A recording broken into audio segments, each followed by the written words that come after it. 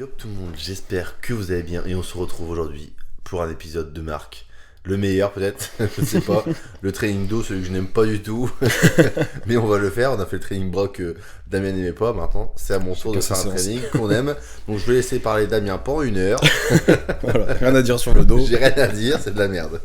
Donc voilà, j'espère que vous allez bien. Comme vous avez pu l'entendre, on va faire une petite séance du mois, la séance du mois, le training dos. Bon, c'est quand même cool parce qu'il y a beaucoup de choses à dire. Ouais. On va essayer de faire des choses concises, histoire d'être assez compréhensible. Ouais. Et voilà, parce qu'on parle de dos, mais on ne parlera pas que de grand dorsal. Essayer de dissocier un peu les deux. Et en plus, c'est l'occasion aussi pour cet après-midi, on va tourner des petits réels pour nos Instagram respectifs. Et vous verrez sur ces pages qu'on va pouvoir un peu différencier le grand dorsal, le trapèze, etc. Et c'est toujours cool de le savoir. Donc là, aujourd'hui, on va en parler. Donc, mon ami Damien, que veux-tu dire en premier lieu, vu que c'est ta séance? C'est ma séance. Qu'est-ce que je pourrais dire en premier? Il faut arrêter de faire des séances pour l'épaisseur du dos. Ah, c'est ce que je voulais entendre. Arrêtez avec ces conneries. Voilà, fin du podcast. En fait, ouais, je pense que c'est un abus de langage. Ouais, en soi, c'est clairement, pas mauvais de dire, mais il faut arrêter de dire, ouais, on va travailler la largeur ou la L'épaisseur. largeur du dos, parce que on a l'impression qu'il y a une largeur de grand dorsal et une longueur de grand dorsal. Ce n'est pas vrai du tout. Il y a un grand Donc, dorsal. juste, nous, si on veut un peu faire en sorte qu'on comprenne la chose, l'épaisseur, c'est quoi? C'est le upper back, tout ce qui va être généralement tout ce qui est lié au trapèze, à ce serrage d'omoplate. Voilà, en gros, c'est simple. Donc, l'épaisseur, c'est ça, on va dire, même si en soi, c'est pas ce qui fait que t'es épais de côté, hein, voilà. Non, parce que si on a un grand dorsal musclé, il est épais Ouais, aussi. il est épais quoi, aussi, donc donc, voilà. Mais quand l'abus de langage qu'il fait sur les séances épaisseur de dos, en général, Vas-y, il essaye pas de faire de quelqu'un. Je pense que Chut. Quand il y a, Mais ouais, quand quand ils ils font. Mais c'est vraiment cette partie, voilà, upper back, donc tout ce qui est trapèze. Ouais, Donc, mais en général, mais en fait, toi, juste resserrer les omoplates en gros. Ouais, ouais. Donc, Je dirais même que l'arrière d'épaule participe aussi à cette Aussi, partie-là, sans être dans le dos directement, mais ouais, c'est plutôt ça, quoi. ouais. Et donc aussi, donc le côté largeur, même si je n'aime pas trop ce terme-là non plus, le côté en fait juste tirage, les tirages verticaux, Ouais, mais en général, grand dorsal, grand rond, quoi. tout ce qui est grand rond, grand sale, tout ce qui va avec. Donc tout le reste en fait du dos, à part le bas du dos, voilà. Mais sinon, on différencie les deux. Donc nous, aujourd'hui, on ne parlera pas d'épaisseur et de largeur parce que c'est pas du tout notre manière Sur de la faire. partie épaisseur, on oublie la partie lombaire aussi, quand même, qui, Oui. mine de rien, Oui. et aussi fait contribuer à cette notion d'épaisseur quand on se regarde de profil, quoi. Donc voilà, donc on ne parlera pas non plus d'épaisseur et de largeur aujourd'hui. Non. On va parler du dos en intégralité. Et comme toujours, pour initier un peu comment dire ça, le podcast, on va parler un peu anatomie. Donc le dos c'est un peu complexe parce qu'il y a beaucoup de muscles, donc on va pas revenir sur tous les muscles et toutes leurs fonctions. Mais de manière générale, ce qu'on retrouve, on va commencer par le grand dorsal. Si vous regardez, je sais pas, un tirage vertical, le mouvement c'est donc, un tirage. Donc en gros c'est une adduction. Donc une adduction, abduction. Okay, donc en gros j'éloigne mon bras de mon corps et je le rapproche de moi. Parce qu'en fait c'est exactement la même chose. C'est parce que j'ai le bras plié, donc c'est un bras de levier plus court. Mais si je tends le bras, le mouvement fait ça. Donc c'est bien une adduction, abduction du bras. Donc ça, c'est le grand dorsal qui le fait. J'espère que vous n'entendez pas le chien, parce que j'entends des chiens qui crient là. Une des autres fonctions, c'est simple, c'est la rétropulsion du bras. Donc envoyer le bras vers l'arrière. Donc pareil, là j'ai le bras tendu, mais si on le fait bras plié, à quoi ça ressemble? À un tirage bûcheron, à un tirage horizontal. Donc voilà. Après, on parlera pas trop de la rotation interne, etc. C'est des mouvements qu'on ne fait pas forcément énormément en bodybuilding, mais en soi, on va s'intéresser surtout à ces deux fonctions. Après, on peut parler aussi un peu de la rotation de la colonne. Le grand dorsal est aussi d'action avec la rotation de la colonne. C'est pour ça aussi qu'on va avoir beaucoup de tirages où on va venir un peu faire une rotation pour essayer de mettre le plus de contraction possible sur le grand dorsal. Mais voilà, ça on va pas en parler plus que ça sert pas à grand chose. On va pas faire d'exercice de rotation de colonne pour dire que c'est des tips de fin de mouvement, oui, pour optimiser. C'est un peu comme le biceps où on parlait du pic, où on va venir chercher la supination. Là c'est du plus, mais voilà, on va surtout parler des grands mouvements du dos, du moins pour le grand dorsal, que vous fassiez un tirage vertical, un pullover, poulie ou halter, que vous fassiez, je sais pas, un autre mouvement, je sais pas trop quoi en dos, mais en tirage, mais en gros, tous ces exercices-là, bah, c'est une adduction, abduction du bras. Ouais. C'est toujours la même chose. Et à l'inverse, sur un tirage horizontal, un tirage bûcheron, une machine, un bent row sur incliné, bah, en fait, c'est toujours une rétroposition du bras. Ouais. Donc en fait, c'est juste toujours la même chose. C'est une question de. Il y a une notion de tension d'étirement, de contraction, et pourquoi pas un peu neutre entre les deux. Et donc sur ces deux fonctions-là. Donc il faudrait en gros accumuler ces deux exos et ces deux exercices-là, avoir une notion d'étirement de contraction. Donc au minimum, une séance d'eau, vraiment que d'eau, elle devrait faire 4 exos minimum, je pense. Et plus si possible, si vous tolérez le volume d'entraînement, ou si vous faites rien à côté dans votre PPL par exemple, ou dans votre split. Mais sinon, je pense plus bas, c'est bien pour peut-être un rappel, entre guillemets. Ouais. Mais si vous Moi, faites une seule séance d'eau, je pense que le meilleur faudrait 4 exercices minimum. Ouais, minimum, ouais. Surtout que la complexité du dos, c'est que il y a tellement de. En plus, on va pas tout décrire, il y a plein de groupes musculaires et c'est intéressant de travailler sous plein d'angles différents C'est ça. pour vraiment optimiser les choses. Donc, moins de 4 exercices, ça va être compliqué de vraiment optimiser à fond les choses. Je pense que c'est aussi pour ça d'ailleurs qu'il y a cette déformation de dire on fait une séance épaisseur, une séance largeur. C'est que les gens ont voulu mettre l'accent sur quelque chose en particulier sur chaque séance. De là à faire 6 exos pour les trapèzes par exemple, je pense que c'est un peu excessif. Mais pas moins de 4 exos, c'est certain, sur une séance d'eau. Moi j'ai même jusqu'à 6. Ouais, 6 c'est bien. C'est ça. Donc ouais, je pense qu'il faut un juste milieu, savoir ce qu'on fait. Parce qu'en fait, en soi, dire tu fais une séance pour l'épaisseur, c'est pas dérangeant. C'est un but de langage, mais moi, il y a beaucoup de. Même dans mes PPL, par exemple, que j'ai fait Damien ou d'autres élèves, il y a des poules où je marque en gros. Bon, je vais en anglais, mais en gros, épaisseur thickness, où on sait que genre, c'est un mouvement d'omoplate. Et là, vous allez retrouver dans mes séances que des mouvements où on va serrer d'omoplate. Et de l'autre où un peu d'arrêt d'épaule comme tu disais, et après de l'autre où je marquais wide, donc genre tout ce qui est prise en verticaux, etc. Où donc là on va faire du pullover, de la poulie en tirage, voilà, tous ces exercices là. Mais c'est pour de 1 avoir plus de volume d'entraînement dans la semaine, de 2 les différencier, donc en soi pouvoir dire à la personne je veux que tu vraiment tu te concentres sur une seule chose, et surtout 3 si la personne a un point faible au niveau je sais pas de ses omoplates, c'est assez faible, trapèze 1 qui sont faibles ou je sais rien, peu importe, et ben on peut focaliser plus sur une chose que l'autre. Donc voilà, mais en soi il n'y a pas de. Si vous voulez faire qu'une séance, vous pouvez en faire qu'une seule, et pas besoin de faire 12 exos pour le travailler comme il faut quoi. Donc voilà pour tout ce qui est anatomique, etc. On l'a dit tout à l'heure, hein, mais tout ce qui est muscle trapèze 1, fait tout ce qui va avec, rhomboïde, etc. On parle surtout de muscles qui servent à serrer les omoplates. Ils ont d'autres fonctions, mais on s'en fout, entre guillemets, dans le bodybuilding. On va juste se focaliser là-dessus. Donc, point de vue anatomie, c'est check. Donc, toi, pour une séance d'eau, imaginons la personne, on va faire 2 cas de figure. La personne a un point faible plutôt grand dorsal, par quoi tu commencerais? J'adore cet exercice en plus du front lat à la poulie. Donc, je sais pas comment il s'appelle en français. C'est un tirage vertical, mais face à la poulie. Ouais, pas en dessous. Pas en dessous, un peu plus face à la poulie pour vraiment avoir un profil de résistance qui est hyper intéressant au niveau par rapport à l'angle des fibres musculaires du grand dorsal. Donc, vous vous mettez sur un banc, moi je me cale sur un banc face à la poulie, assez haute, pas trop haute non plus, parce que sinon on est plus sur amplitude active. Et vous faites un mouvement de tirage en amenant le coude vraiment le plus proche des hanches possible, éventuellement une petite rotation sur la fin pour venir raccourcir le grand dorsal au maximum. Et ça, c'est le feu. Franchement, je l'aime bien sûr. Je l'aime bien et je m'aperçois que je le mets quasiment maintenant sur presque toutes mes séances d'eau en premier exercice. Pour les gens qui ont du mal à recruter après sur les tirages verticaux, il est hyper bien parce que déjà on a toujours aussi une grosse contraction, un gros étirement, donc on a amené un peu de sang. En termes de recrutement, je trouve qu'il est vraiment formidable sur le profil. Donc je le mets beaucoup en début de séance maintenant comme post-premier exercice. Ok. Ouais, c'est pas mal comme exercice, ça, que pour les gens qui ont du mal à le sentir. Après, par exemple, c'est bien pour les gens qui ont du mal à sentir le dos, mais il faut déjà être suffisamment aguerri pour faire un exercice comme ça. Parce que moi, je l'ai mis à des coachings récemment qui n'ont pas un énorme niveau, mais qui voulaient travailler plus le dos.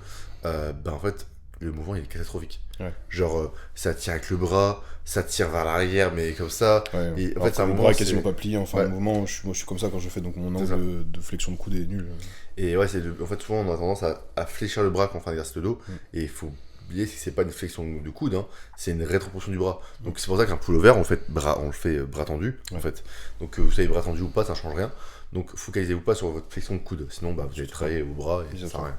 C'est là, moi je dis à mes élèves, sur les exos de dos, c'est la trajectoire du coude qui est importante. Où est-ce que vous voulez amener votre coude?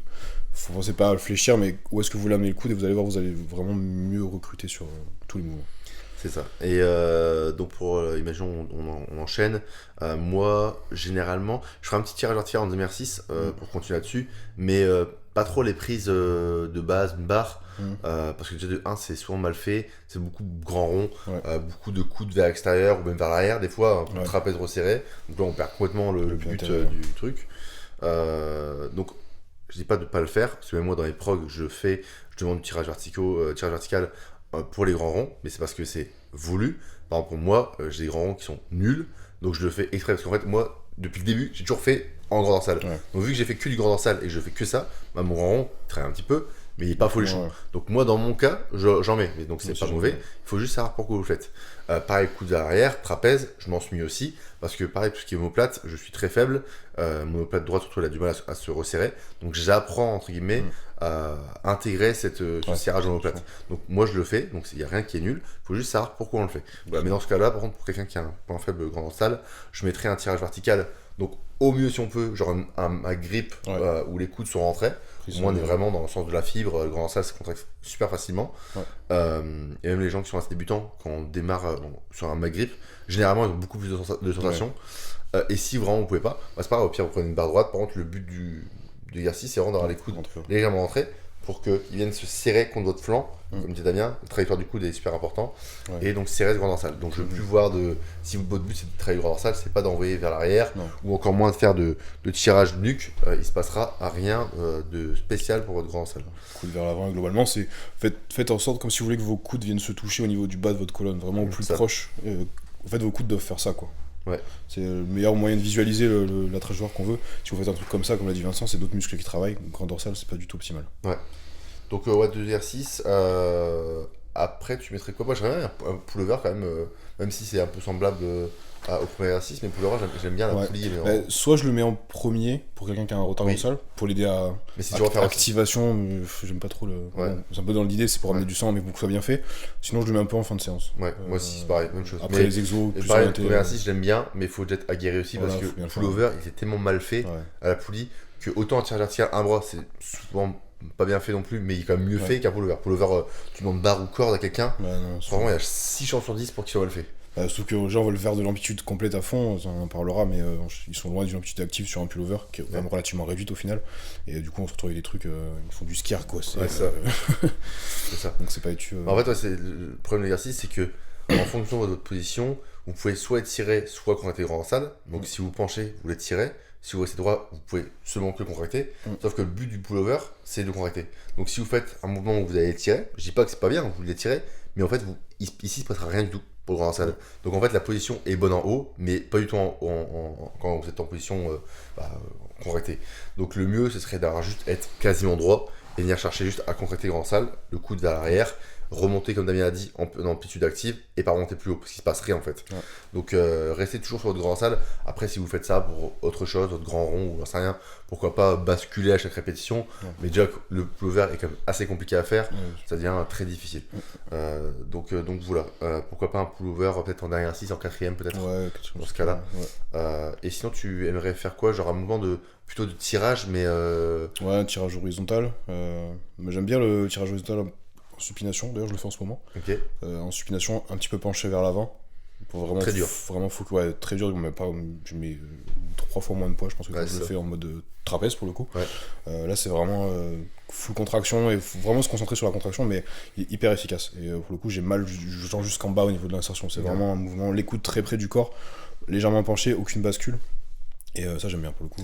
C'est vraiment top. Franchement les gens qui se redressent, qui se penchent et essayer de faire un tirage horizontal juste en étant penché un petit peu vers l'avant. À partir du moment où vous êtes penché, il n'y a plus rien qui bouge, les coudes le long du corps et qui viennent partir vers l'arrière, donc pas vers l'extérieur où les omoplates se serrent, et vraiment les coudes vers l'arrière, vers le bas, c'est ça, genre vers les hanches quoi. Et penché, vous allez voir que si imaginons au tirage horizontal vous mettez 80 kg, vous allez mettre 40. C'est ce que je fais souvent, je mets 42, 45 je crois. C'est ça, donc c'est ridicule mais c'est trop dur. Et ce qui est marrant, moi j'aime bien le faire en drop set mécanique, je me penche, je fais au maximum et dès que je peux plus, je me redresse. Et c'est marrant, c'est que tu peux faire 5-6 reps, tu finis normal. Parce que tu commences à faire intervenir du coup tes trapèzes aussi, donc donc c'est ça, je suis vraiment un fan là-dessus. Donc on a dit one arm pull down pour le grand dorsal. On a parlé de tirage vertical si on peut en mag grip, sinon pourquoi pas en prise normale. Ou même moi j'aime bien aussi en V-bar là. Par exemple, je la prends un peu bizarrement. je le prends pas droit, je le prends vraiment au bord pour qu'en fait, Ouais. pareil, mes Les coudes. coudes, ouais. Parce qu'en fait, C'est sinon, on a ramené. tendance à tirer un peu avec les bras et souvent les gens en plus, ils ont tendance à enrouler les Alors, épaules. ouais. Et en fait, le but, c'est vraiment de chercher la prise, les coudes le plus vers le bas, Ouais. plus serrés, comme tout à l'heure on disait, pour le grand dorsal. Je l'adore cet exercice-là. Ouais, bien. Donc on a dit ça, et un premier exercice pour le tirage horizontal Ouais. penché, ou si vous voulez un bûcheron bien penché, coude vers l'arrière.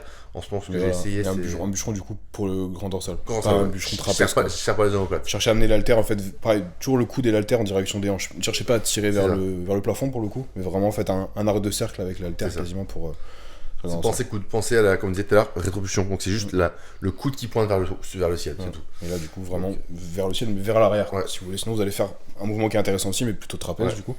Et là, c'est pas le but. Donc voilà, et après sinon vous pouvez changer, je l'ai vu sur, c'est Nassim qui a mis ça sur un réel, où il faisait la même chose qu'un tirage de bûcheron, mais à la Smith Machine, et j'ai expliqué la semaine passée, et c'est vraiment top, une correction au niveau du grand dorsal, limite à la pointe du grand dorsal, et c'était super dur, mais trop bien, donc à essayer aussi, pourquoi pas. Tous les tirages horizontaux sont bons, à partir du moment où vous êtes bien penché, Ouais. le coude part bien vers l'arrière, et surtout proche du corps, donc pas à l'extérieur. Ok. Donc voilà, on a parlé du grand dorsal. Pour un trapèze, je sais qu'il y a un exercice qui t'aime bien sur le banc incliné. Ouais. J'appelle ça Jensen Row, parce que le premier vu que je vais faire, c'est Ouais. Matt Jensen, mais ça s'appelle pas comme ça ce truc-là. Ouais. Et du coup, c'est un rowing de bras, mais allongé sur un banc incliné. Donc le buste vraiment tout en haut du dossier. Vous êtes mis sur les jambes, bougez plus, et rowing à deux bras. Donc là, par contre, on desserre les coudes. Voilà, on desserre les coudes pour le coup, et je les colle pas au moment, je les ouvre pas non plus, Ouais, je suis position intermédiaire, 45 degrés à peu près, même un peu moins je pense. Et là, Ça, ils ont le plate. sérieusement, là et pareil, je reçois le faire, mais il tire et il se décolle du banc. Ouais. Là, dans l'idée, ce que je me dis moi quand je le fais, c'est je tire comme si je voulais passer à travers le banc, quoi. C'est vraiment moi qui veux bouger et pas je tire l'haltère vers le plafond. Toujours pareil, c'est une question d'intention. Mais si vous tirez juste la charge, vous allez avoir le réflexe de vous redresser, donc vous basculez un peu sur les lombaires. Là, c'est vraiment pas le but, c'est vraiment vous restez plaqué le plus possible et vous tirez comme si vous vouliez, genre, vous passer à travers. Et vous allez voir que la tension est différente, et là, c'est full trapèze, et pour le coup, il est Ouais, vraiment et c'est vrai efficace. que moi, je le vois parce que je faisais pas beaucoup de mouvements d'omoplate. Et quand je le fais, je fais une série. J'ai pas de force déjà. Ouais. Et j'ai mal, genre, vraiment. Genre, mais je sens que c'est la faiblesse. Ouais. C'est vraiment de la faiblesse, Ouais. quoi. Donc je pense que je vais faire beaucoup plus ça. Mais c'est bien aussi de voir ce qui manque à votre physique, que ce soit en termes de force, en termes d'esthétisme.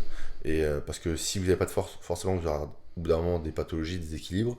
Et en termes d'apparence, bah, pour le bodybuilding, c'est pas terrible. Ouais. Et puis à force, si vous avez une apparence qui est faible, ça provoque sans doute trop de tension quelque part.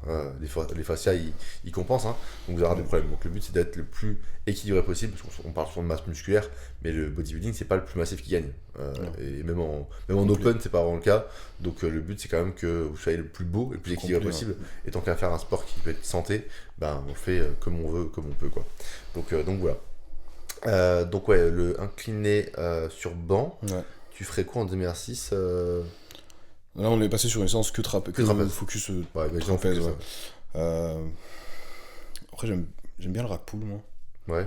J'adore le deadlift de manière générale, mais je me suis rendu compte avec le temps que pour vraiment focus que le dos, c'est pas l'idéal. C'est un exercice que j'adore faire et sur lequel je me régale, mais il fait aussi beaucoup les quads, beaucoup le fessier. C'est un exercice que je place sur des séances des fois un peu plus genre density day, mais sur un focus vraiment épaisseur, c'est pas forcément l'idéal. Alors qu'un rack pull, j'aime bien pour le coup, parce qu'on va travailler vraiment les érecteurs, donc toute la partie lombaire. Si on serre un peu en haut, on a les trapèzes qui interviennent. Ouais. Mine de rien, en plus on part dans une position où c'est pas évident. Moi, je fais un dead stop, donc à chaque fois. Donc j'aime bien un rack pull. C'est vrai que c'est un exercice que je fais tout le temps avant. Ouais. Tout le temps, j'étais C'est un vraiment peu nul super fessier fort. aussi. Mais ouais, c'est mis en place, elle est facile déjà. Ouais, franchement. Et puis, par contre, pareil, il faut une bonne technique parce que Ouais. souvent les gens ils font ça avec le bas du dos enroulé. C'est pour ça que je le mets pas quand la personne est aguerrie, je le mets en premier, parce que c'est quand même nerveusement un gros exercice. Quand c'est pas une personne qui est hyper aguerrie, je le mets en deuxième, parce qu'il y a un peu de fatigue qui a été faite avant, et on met moins lourd du coup sur la Bah, barre. ça peut être même on peut pas se forcément concentrer. mauvais de faire un exercice Non, pas si forcément. tu t'arrêtes pas avant. Voilà. Dire ok, j'active un peu la chose, Voilà. j'ai travaillé, je suis un peu fatigué, et maintenant le but c'est quand même de serrer dans le plate, Ouais. de pas avoir les épaules complètement avachies, Ouais. et se dire ok, parce qu'en fait c'est un peu comme le deadlift, on dit ouais, je comprends pas pourquoi le deadlift on dit que c'est pour le dos. Même pour le grand dorsal, c'est n'importe quoi, il n'y a pas de mouvement. Mais en fait, c'est pas parce qu'il n'y a pas de mouvement qu'il n'y a pas de tension. Ah, c'est une tension. Une tension qui a, je sais pas, faites la chaise contre le mur, regardez votre quad, il se passe rien. Et pourtant, il faut dire qu'il travaille. Ouais. Et c'est ce qu'on appelle une tension isométrique, et donc statique. Donc quand vous êtes sur un mouvement comme ça de rack pull, peut-être que vos trapèzes n'ont pas l'air de se contracter vraiment, mais la tension qu'elle provoque pour résister à la charge, Pas vous plier elle est en énorme. deux. Parce qu'en fait, si vous ne résistez pas, vous ferez ça. Ah, Donc les gars, si vous faites Red Bull comme ça va mal se passer, c'est pas ce qu'on veut. Mais si vous arrivez à garder vos omoplates fixes dans votre Red Bull, je peux vous garantir que votre trapèze bosse. Hein. Donc, et même le grand dorsal, et c'est ce que j'avais vu sur les études pour les haltérophiles, que l'un des muscles qui travaille aussi le plus au-delà de leur jambe, c'est aussi le grand dorsal. Par exemple, pour les gens qui font du snatch en prise large, parce qu'en fait, pour verrouiller la barre, pour tenir droit, ils sont obligés de travailler leur grand dorsal. Ouais. Et en fait, bah oui, il n'y a pas de phase concentrique excentrique, mais la tension isométrique est tellement grande, c'est énorme. Et je prends par exemple l'exemple aussi, pas sur un hyperextension. Si vous faites l'hyperextension pour les fessiers, donc vous voulez vraiment relever qu'avec vos fesses, donc vraiment que les fesses qui travaillent, bah en fait, les ischios, c'est plutôt comme ça, les ischios sont en tension, de façon isométrique, et les fessiers en actif, donc en excentrique, concentrique. Mais pourtant, il y a une grosse tension dans les ischios. Et à l'inverse, si on veut travailler de façon active les ischios, le même mouvement, l'hyperextension, mais pas les fesses, bah là, on va venir chercher à fléchir les jambes pour l'avoir en concentrique, excentrique. Et pourtant, à l'inverse, le fessier va être statique, mais pourtant toujours contracté de façon isométrique.